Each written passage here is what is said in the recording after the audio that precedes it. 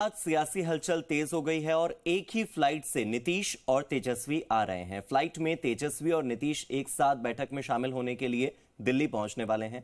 NDA की बैठक में नीतीश कुमार हिस्सा लेंगे, वहीं आईएनडीआई गठबंधन की बैठक में हिस्सा लेने के लिए तेजस्वी यादव आ रहे हैं। अब दोनों अलग अलग दलों के साथ हैं, लेकिन बावजूद इसके दोनों एक ही फ्लाइट से आ रहे हैं।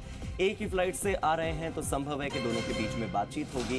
हालांकि राजनीति में बातचीत के लिए मौके नहीं ढूंढे जाते और केवल एक फ्लाइट में बैठ जाने से दोनों के बीच में सब कुछ सुलह हो जाए, सब कुछ सही हो जाए, इसके भी अंदेशा नहीं होता। लेकिन फिर भी सियासी गलियारों में इस बात की चर्चा है कि दोनों एक ही फ्लाइट से दिल्ली आ रहे हैं, तो हो सकता है कि दोनों के बीच में चर्चा होगी, मान मनोहार भी होगी और कहीं मान मनोहार पक्ष में न चली जाए आईएनडीआई के। और ऐसे में जो सरकार बनाने के कवायद इस वक्त विपक्षी गठबंधन कर रहा है, कहीं उनके हाथ सत्ता की चाबी पाने के लिए ये जो किंग मेकर वाली पोजीशन है, इस पर नीतीश कुमार न बैठ जाए। तो देखिए, एनडीए की बैठक में हिस्सा लेने के लिए नीतीश कुमार पहुंच रहे हैं दिल्ली, और जिस फ्लाइट में बैठकर वो दिल्ली आ रहे हैं, उसी फ्लाइट में बैठकर तेजस्वी यादव भी दिल्ली आ रहे हैं। मेरे सहयोगी निजाम मेरे साथ जुड़ गए, सीधे निजाम का रुख करते हैं।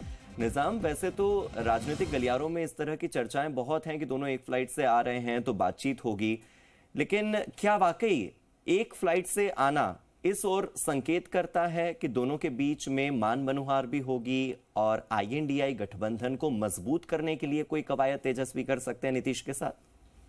देखिए कि वर्तमान परिस्थितियों में अगर देखा जाए तो एनडीए और इंडिया गठबंधन दोनों के सामने कई परिस्थितियां खुली है। सबसे पहली चीज आती है कि क्या इंडिया गठबंधन जो है अपने साथ टीडीपी और नीतीश कुमार को साथ लाने के बाद भी सरकार बना पाएगा या नहीं बना पाएगा। हाँ। क्या चीज परिस्थितियां रहेगी। हाँ। लेकिन ये पर्दे के पीछे कई सारी चीजें चलती। देखिए, हमने कल ही देखा कि शरद पवार ने साफ तौर पर कहा कि उन्होंने चंद्रबाबू नायडू और नीतीश कुमार से बातचीत की है। उसके बाद भी कई बातें बाहर आई छुनछन के कि भाई उनसे बातचीत की जा रही है।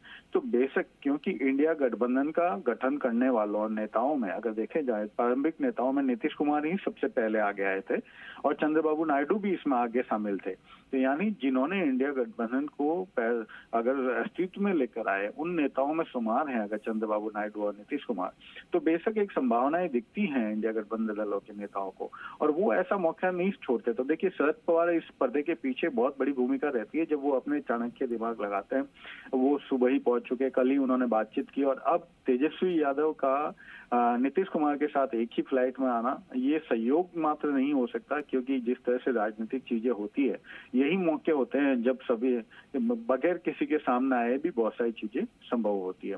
तो बहुत कुछ संभव हो सकता है कि ये जो फ्लाइट है वो बहुत सारी चीजें बदल दे या नहीं भी बदले, लेकिन राजनीति में संभावनाओं की गुंजाइश कभी भी समाप्त नहीं होती, और ये हमने पिछले कई सालों में लगातार देखा है।